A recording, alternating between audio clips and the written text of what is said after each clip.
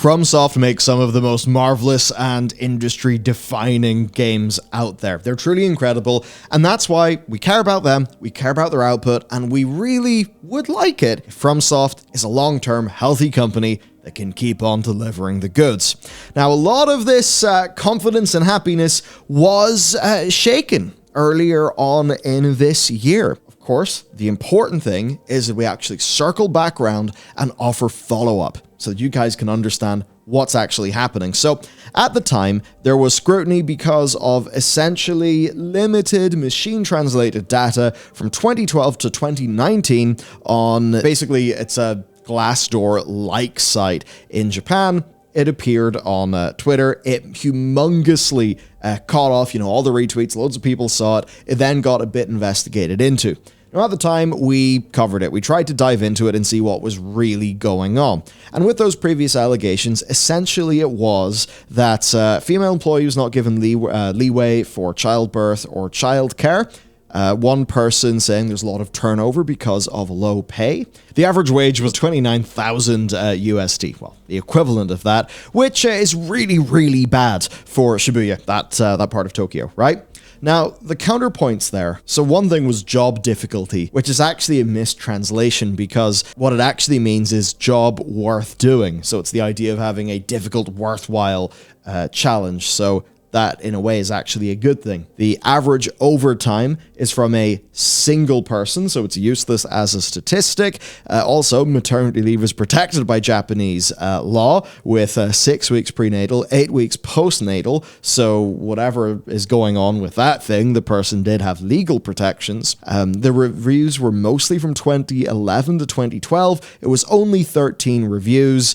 And, well, also a lot of things have changed. It's an interesting company. From 2000 to 2011, they released, 42 games. Quite a lot. From 2011 to 2022, they released 10 games. Since 2015, they've only released 4 games. They've basically been making a smaller number of bigger, generally better games. Also, a lot of things changed, right? Because, of course, 2014 is when Mr. Miyazaki took over as president of the company, which is pretty damn relevant. They were acquired. There was just a whole bunch of things. Now, the 2019 update overall did paint a generally better picture, but now, of course, we've got the actual important thing coming out. Obviously, it's only the most salacious stories that get out there. Often the financial structure of the media industry means that it's hard for some things to be covered. But the good news is that Jeffrey Bunting of GameMinistry.biz did a follow-up, interviewing current and former employees of the company so we can actually dig into those details. So let's talk about the employee experience of FromSoft. All right, so turns out that whole job difficulty mistranslation thing, that is basically true. It does really translate to more like job worth doing. And that does mean that even in that original data that really made it around social media, that was actually employees considering that their time at the company was worth it. So that is one good thing in their favor, and thankfully that hasn't changed. Multiple sources gave positive accounts of their experience at FromSoft despite their own criticisms. There's a lot of struggle to get things right, but if you get over the hump, it is very satisfying. It's just like you defeated a boss in Dark Souls. It's been a great experience, not only because you work in a AAA title, but also because you can work with coworkers that are so talented and passionate about creating a video game. So it's the idea that there are difficulties, but it's worth it because, god damn it, they're making Dark Souls, they're making Elden Ring, which, does all kind of fit the bill. But, of course, rewarded toil is still toil. So let's dive into that. And I think a lot of us go in with a bit of an idea of, say, the Japanese salaryman who's got to clock in early and then does a bunch of overtime so that he can be seen to be putting it in and then leaves the company and goes drinking with their boss, until late, right? Like, that kind of image. Well, actually, From Software, in line with reforms to Japan's Labor Act, advertises its workday as lasting 8 hours with flexible hours between 11 a.m. and 5 p.m., which actually, does sound pretty good. Now, is there some level of crunch? The answer to that is yes. There can be crunch that is a humongous, massive systemic problem at a company. There can also be crunch that is just slightly unexpectedly a date changed, or one thing went wrong that was an unknown, so we couldn't actually plan it into the schedule, and now we have to fix the problem, and it just is what it is. A little bit of that is natural, but the thing is, you want it to absolutely be the exception, not the rule,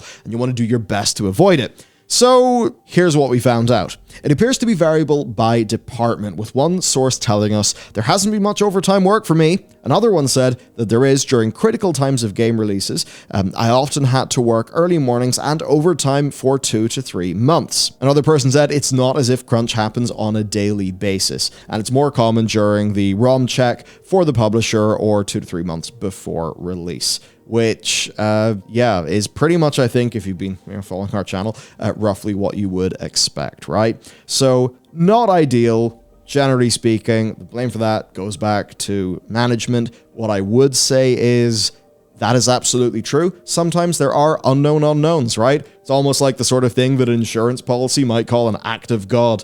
Well, those can happen in software, right? But it does seem like things have been on perhaps the up in this direction. But then to talk about compensation, that's where things get pretty damn interesting, because you would really think like, wow, I mean, Elden Ring, you're going to be paid well for that. In the same way that many people would have thought, what? You're an artist on World of Warcraft? Oh my god, you must, wow, that's like one of the most successful games ever. You must be well compensated. To which Blizzard employees back in the day say, I am very passionate about the game world that I work in. Because, of course, we all know those criticisms of, Blizzard. Now, of course, from the older data, we had 29,000 USD, which is abysmal for that region of Japan. It was actually worse than, like, janitorial work, right? And that's a bit weird when you consider, like, say, a bunch of stuff in games is high, technical skill, requires training to get into, etc. So Bunting has repeated that figure using those same sources. He's also compared that with publicly available data, as well as commentary from the sources that he interviewed. So we're now actually getting people's opinion. The general industry in Japan is not that crazy compared to my experience in other fields. Japan has a lot of holidays, and there's a rule that From Software staff shouldn't stay later than 10 p.m. And 90% of that time, staff won't stay later than 9 p.m. Now, one source said that overtime is generally included in salary. After midnight, though, they do get paid for late night overtime, but at half their usual hourly rate. Now, of course, in most workplaces, if you're going to be in past midnight, you're getting like double time or time and a half, not half time, which, I don't really like that. Now, one way that you could construe this is, okay, so they're going to compensate you, but they're not going to financially incentivize you to burn yourself out by going crazy. I understand that argument, but in my view, some motherfuckers in there at 2 a.m., they should be getting double time. Simple as that. I mean, come on. Wow, yeah. So that's quite weird, but it actually does create a bit of a discrepancy, because there's another source that says there's a special pay scale after midnight. So, I mean, who knows exactly there? Is that different for different departments or something like that? I'm not sure. But overall then, it does confirm that overtime is a thing. It's good that it doesn't seem to be a humongous thing. But, if overtime pay is just a little bit of a, cherry on top, the actual cake is your baseline salary, right? What you can actually plan on and depend on throughout your life. And of course, what will keep you tied to that company. Because the one thing that'll really just eat your company from the inside is high levels of staff turnover, because people are going to jump ship to where there's, the pirates got more booty. So to take a look here, an average yearly salary of 3.41 million yen, which is the equivalent of just shy of 25,000 USD. Now that is according to Career Connection data. That is significantly less than the 5.2 million yen, which is 38,000 USD, that people at, of course, Atlas would get. I mean, Atlas, pretty big games. No games as large. I mean, I know they have big games, but not as big as Elden Ring. And that's pretty rough. I mean, 25K, 38K, and those are averages. I do wonder. Now, actually, some of these numbers will be different now because of changing exchange rates, but I think you get the point here. If Atlas want to poach a FromSoft employee, I mean, what are they going to be weighing? They're going to be like, right, my work here is really worth doing, but I won't get as much money. Maybe it's not as good at that as, it's not as good over there, but I will get more money. And for a lot of people, well, they have to be pragmatic, especially if they're thinking about a family. And that's going to be an issue because as your employees get older, move up in the stages of life, want to have a family, they're not going to be able to pull off the shit that they could pull off in their 20s. They have to be like, well, you know what? I'd actually rather work on, follow up to Elden Ring, but got a monthly mortgage to pay. All right, I'm going to work at Atlas. And that is the sort of thing that kind of wrote a company. And really, it's that comparison that is key. It's the idea that, if Blizzard are underpaying, that is an opportunity for Riot to get their best people. That is an opportunity for Blizzard staff to leave the company, find funding through venture capital, and start their own company. Something like maybe a second dinner situation. Though I imagine Ben Brode was probably decently well compensated at Blizzard, but still, you do get my point. Now, how does this compare with, elsewhere in the Japanese games industry? Well, Salary Explorer reports the monthly average wage for Japanese game development ranges between $1,675 and $5,328. By comparison, recent roles advertised at FromSoft do all start from $1,595, which is basically, it is at the lowest possible band that you could really find there. Now, of course, we don't really know what it looks like for the very seasoned staff. You can have situations where, you have seasoned staff, and Blizzard was kind of like this. Seasoned staff, maybe they have some stock options, they have really, really nice bonus incentives, they have a higher salary, and then underneath them, it's kind of just the worker bees. And maybe those worker bees don't have as much, they don't have as much autonomy when it comes to the creativity or anything like that.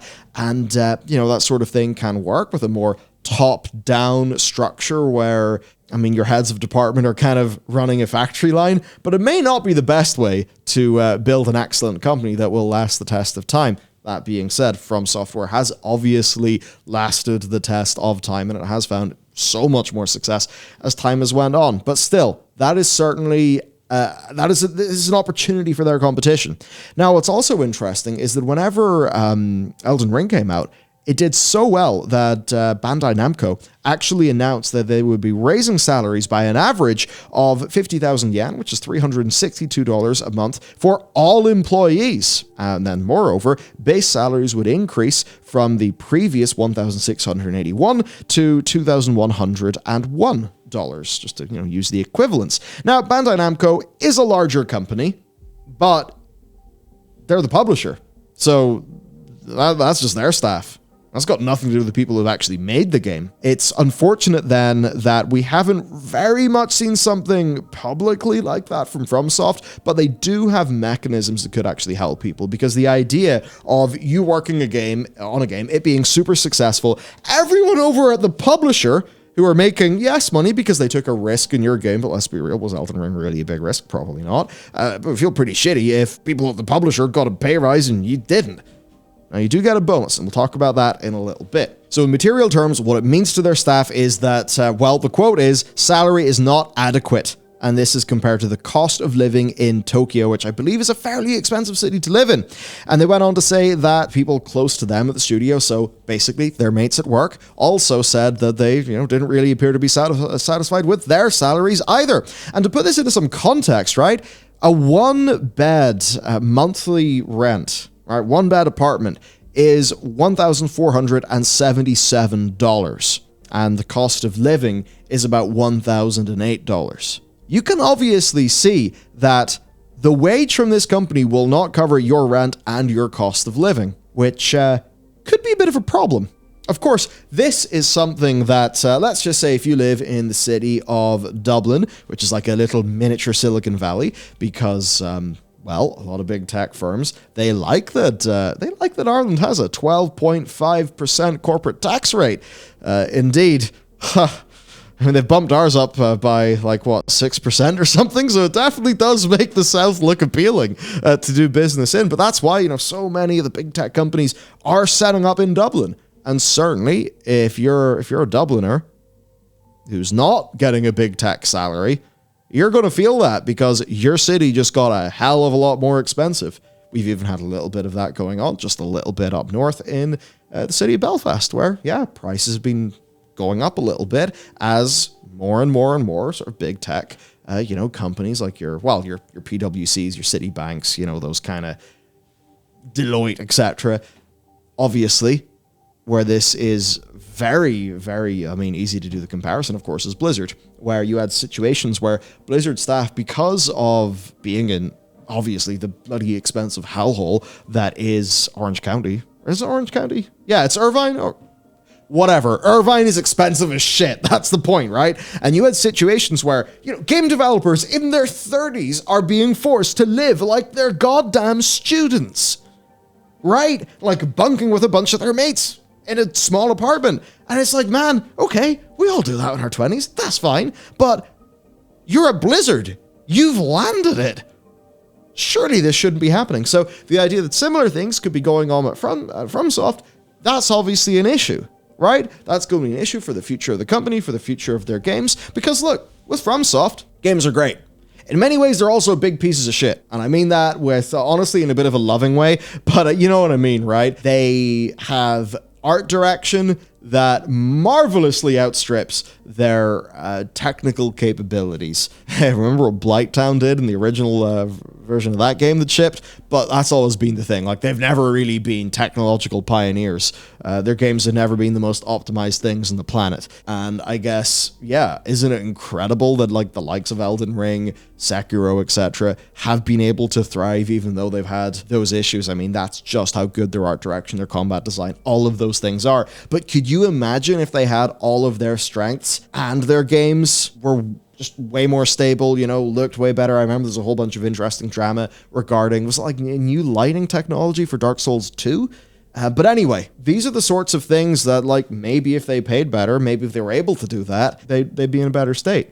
But there is a little bit of hope to hold out for there. So a lot of people were saying, hey, didn't Miyazaki say that things were getting better? Because he was actually asked about a whole bunch of these allegations, and he basically said, I myself am a person who loves game production and wants to immerse himself in it. Basically, crunch, crunch, crunch. I live for games. That's why I'm careful not to assume that kind of feeling.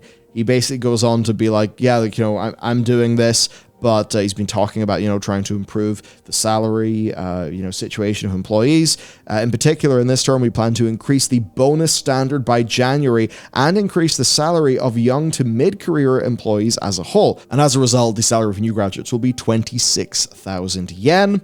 But at least since I became president, it has been paid every year. And he said that in relation to the bonus for whenever the company has financial results that are good. And yeah, they've had good financial results, I imagine, ever since he's been president of the company, given the games that have been coming out.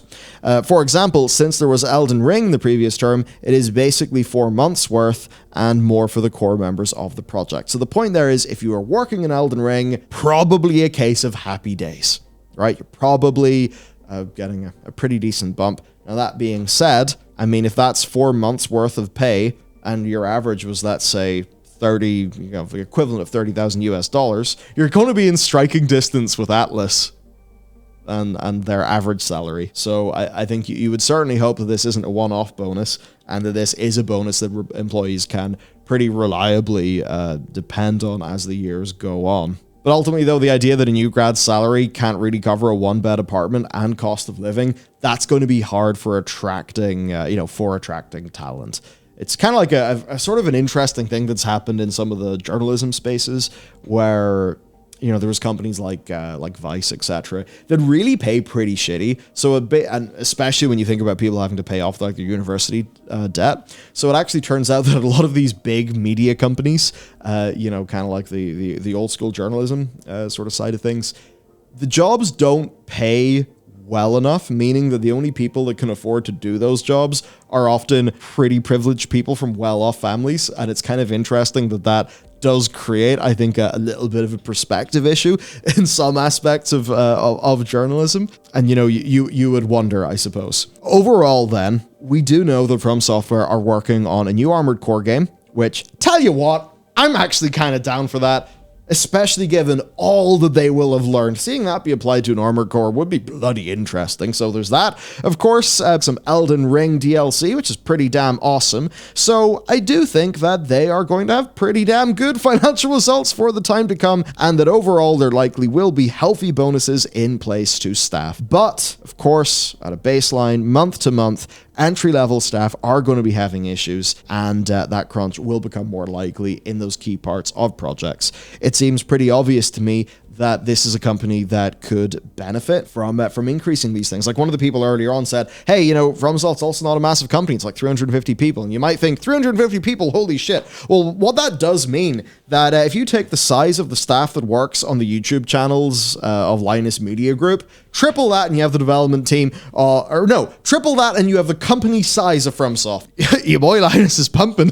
I know that much. Yeah, I guess I don't know what that comparison is, but sometimes comparisons are weird and interesting. I don't know, but look, it seems to me that if they were able to sort of announce something a little bit more aggressive here, I mean, if they're able to say, hey, we're going to be like the best paying in Japan because we make fucking Elden Ring. You know, we want to expand our engineering department so that we can massively up our technical quality, have better performance, give our employees more tools to, make games better, all this great stuff. Come on over. We have money. In the same way that it's like, Riot's got Riot money. If they want someone, they can probably get them. But who knows? I mean, who am I to say this? I don't know what their balance sheet looks like. I don't know any of that shit. But I'll tell you what, it's all pretty damn interesting. And I'm glad that some follow-up has been done here, because at the end of the day, a lot of people could have been very concerned about things or whatever, especially because it's a company that so many of us, like, we care about their output a hell of a lot. But it's always good to circle back, do some follow-up, talk about these issues, talk around these issues, and learn and grow together, because ultimately that's why a channel like this exists, so that we can do that. So I hope you found this one interesting. And to dive into another little bit of industry that's having utter chaos, check out this video on NVIDIA. It's kind of spicy, but I think you'll find it fun. See you next time.